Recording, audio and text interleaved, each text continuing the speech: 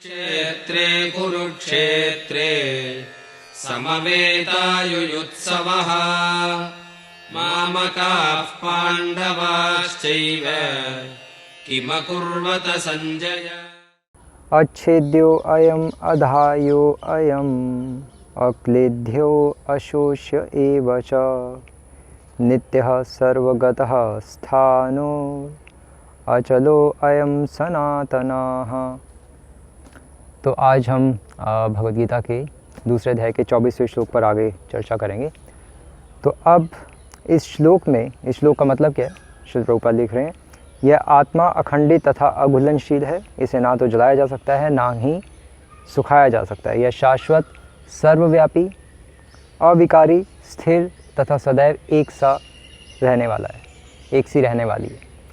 तो इस आत्मा के बारे में इस तरह से चर्चा की गई है। अब एक्चुअली भगवान अर्जुन को बार बार आत्मा के विषय में सुना रहे हैं, क्योंकि जितना किसी वस्तु के बारे में सुना जाए उतना उस पर विश्वास बढ़ता है। तो अर्जुन का विश्वास लाने के लिए कि अर्जुन सब आत्मा है, शरीर कदापि नहीं है, इसलिए भगवान बार बार अर्जुन को समझा रहे हैं कि आत्मा क्या होती है, कैसे होती है। वही सारे पॉइंट्स आ रहे हैं, लेकिन बहुत गहराई है भगवान के वचनों में।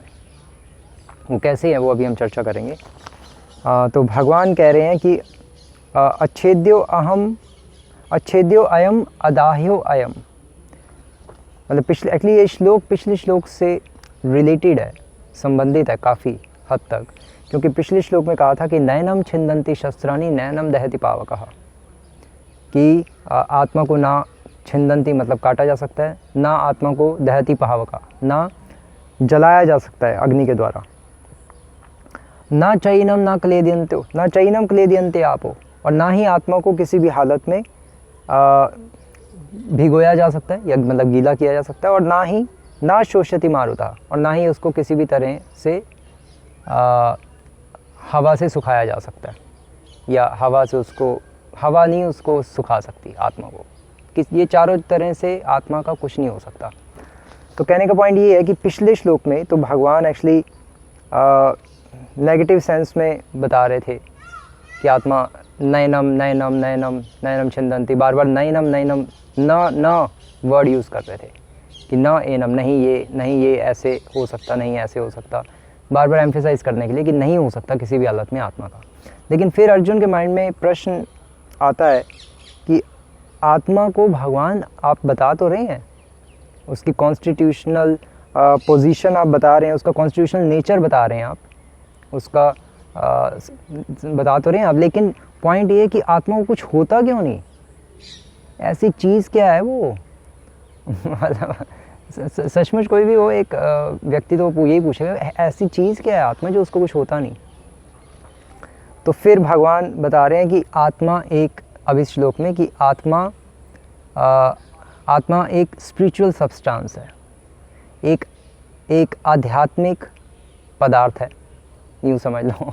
मतलब आत्मा एक भौतिक पदार्थ नहीं है, ये आध्यात्मिक पदार्थ है, ये स्पिरिचुअल सब्सटेंस है। और इस श्लोक में, ये जो श्लोक है 24वां श्लोक, इस श्लोक में भगवान अर्जुन को आत्मा की विशेषताएं बता रहे हैं, ये बताते हुए कि वो स्पिरिचुअल सब्सटेंस है, आत्मा के कैरेक्टरिस्टिक्स। तो इसमें बता रहे हैं भगवान कि एक्चुअली भगवान कहने कि अच्छेद्यो अयम अधायो अयम, कि आत्मा को किसी भी तरह से छेद्यो मतलब उसको नहीं काटा जा सकता, अधायो अयम उसको नहीं जलाया जा सकता। तो भगवान पॉइंट वही कह रहे हैं, लेकिन भगवान कह रहे हैं कि क्यों नहीं हो सकता ऐसा, आत्मा को कुछ क्यों नहीं कर सकते, क्योंकि वो एक भौतिक चीज़ नहीं है, वो आध्यात्मिक चीज़ है। एक पॉइंट तो ये है। और दूसरा भगवान कह रहे हैं कि अच्छेद्यो अयम अधायो अयम अक्लेद्यो अशोष्य, मतलब चारों वर्ड्स के आगे भगवान ने अ लगा दिया। तो कहने का मतलब है कि अ मतलब अ स्टैंड्स फॉर कृष्णा, है ना, सारे शब्दों में अ मैं हूँ, भगवान गीता में कह रहे हैं। तो भगवान कह रहे हैं कि ये जितने भी ये जो चार प्रकार की मैंने चीज़ बताई कि आत्मा को ना काटा जा सकता, ना जलाया जा सकता, ना सुखाया जा सकता, ना भिगोया जा सकता है, क्यों? क्योंकि आत्मा अक्लेद्योयम, आत्मा मेरा अंश है। मतलब भगवान ने अपना साथ में जोड़ दिया। और क्यों अपना नाम जोड़ दिया साथ में, कि उसको किसी भी तरह से काटा, जलाया, सुखाया, भिगोया नहीं जा सकता। क्यों? क्योंकि वो अक्लेद्यो अयम, वो अक्लेद्यो है, वो अच्छेद्यो अयम, अक्लेद्यो अयम, वो उसको क्यों नहीं काटा जा सकता? क्यों? क्योंकि आत्मा मेरा अंश है। अ से भगवान अपना उसको बता रहे हैं, मेरा अंश है और इसलिए उसका स्वभाव मेरे जैसा है। क्योंकि मेरे को भी कोई काट जला मार नहीं सकता, इसलिए आत्मा को भी कोई काट जला मार नहीं सकता। तो भगवान ये बताना चाह रहे हैं अल्टीमेटली, इन दोबारा से इन शब्दों को रिपीट करके।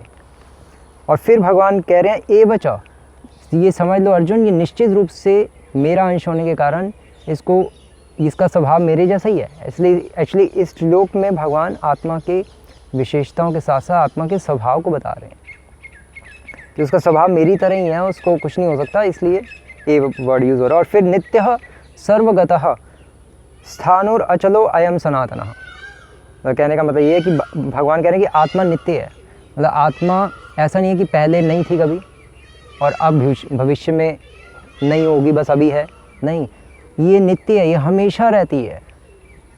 और फिर एक्चुअली दोबारा से सनातन वर्ड भी यूज़ हो रहा है इस सेकंड लाइन, जो श्लोक की जो सेकंड लाइन है उसके लास्ट वर्ड में सनातन वर्ड यूज़ हो रहा है। तो नित्य भी हो रहा है, फर्स्ट वर्ड नित्य है, लास्ट वर्ड सनातन है, लेकिन मतलब तो एक ही है दोनों का। तो दो बार क्यों यूज़ भगवान कर रहे हैं? तो सनातन मतलब कि सनातन किस परिप्रेक्ष्य में कह रहे हैं? सनातन कह रहे हैं भगवान कि सनातन अयम, सनातन भगवान बताना चाह रहे हैं कि अच्छेद्यो अयम, कि आत्मा को काटा नहीं जा सकता। और अयम वर्ड दो बार यूज़ हो रहा है और अयम वर्ड को सनातन के साथ भी भगवान यूज़ करते हुए बता रहे हैं कि ये जो अर्जुन, जो मैं तुम्हें सिद्धांत बता रहा हूँ, ये जो प्रिंसिपल है कि आत्मा को भी काटा, जलाया, भिगोया, सुखाया नहीं जा सकता, ये प्रिंसिपल जो है, ये जो सिद्धांत है, ये सनातन है, ये सदा से ऐसा ही होता आया है, ये कभी चेंज नहीं होगा, ये सिद्धांत सनातन है। और फिर सर्वगतः, तो आत्मा को भगवान सर्वगतः कह रहे हैं। क्यों? क्योंकि भगवान बता रहे हैं कि आत्मा सर्वत्र विद्यमान है, हर जगह आत्मा है। कैसे है? तो आत्मा पृथ्वी, जल, अग्नि, वायु, आकाश में विद्यमान है। यहाँ पृथ्वी में भी रहती है आत्माएं, हम सब, और पशु पक्षी और जो समुद्र के प्राणी होते हैं, एक्वेटिक्स, और हवा में भी पशु पक्षी होते हैं, पक्षी उड़ते हैं। तो आत्मा हर जगह है। और पृथ्वी में तो है ही, ऐसे ही अग्नि में भी है, सूर्य लोक में भी आत्मा है, वहाँ पे भी सूर्य, अग्नि से बने हुए शरीर में आत्मा रहती है ना। और जल में भी है, जो समुद्र में रहते हैं, और पृथ्वी, जल, अग्नि, वायु, हवा में भी आत्माएं हैं। और फिर पृथ्वी, जल, अग्नि, वायु, आकाश, और आसमान में भी, अंतरिक्ष में भी आत्माएं हैं। वहाँ पे भी स्वर्ग में जो लोग रहते हैं, तो देवताओं के शरीर भी इंक्लूडेड हैं। सर्वगत मतलब देवताओं के शरीर मिला के, देवता हो गए, 14 लोकों में जितने भी प्राणी हैं, पृथ्वी लोक पे सारे लोकों में जितने भी आत्माएं हैं, इस सर्वत्र आत्माएं विद्यमान हैं। विभिन्न विभिन्न शरीरों को प्राप्त करके आत्मा विद्यमान है, इसलिए आत्मा को सर्वगत कहा है। तो सर्वत्र विद्यमान है। और फिर स्थाणुर अचलो अयम, और फिर भगवान आत्मा को स्थाणुर कह रहे हैं। स्थाणुर मतलब कि आत्मा, श्री प्रभुपाद लिख रहे हैं, स्थाणुर का मतलब क्या लिख रहे हैं? अपरिवर्तनीय, अनचेंजेबल। और कहने का मतलब है कि आत्मा अपने स्थान में हमेशा फिक्स रहती है। उसका स्थान कहाँ है आत्मा का? भगवान के चरणों में। जिस तरह से मछली हमेशा पानी में ही, उसका मन हमेशा पानी में ही फिक्स रहता है, उसी तरह से आत्मा का मन हमेशा भगवान के चरणों में ही स्थित रहता है।